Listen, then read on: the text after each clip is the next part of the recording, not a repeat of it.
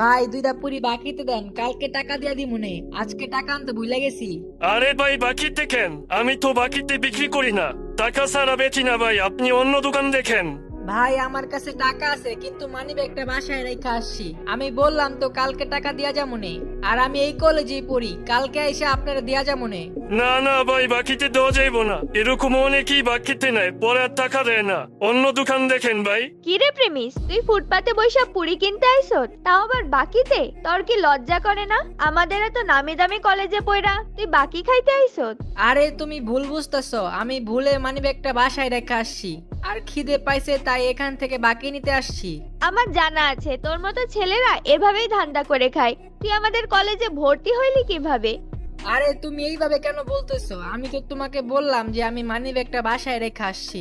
প্রিমিসকে অপমান করার পর কি হয় সেটা দেখতে চাইলে আমাদের চ্যানেলে ঢুকেন, সেখানে ফুল ভিডিও দেওয়া আছে।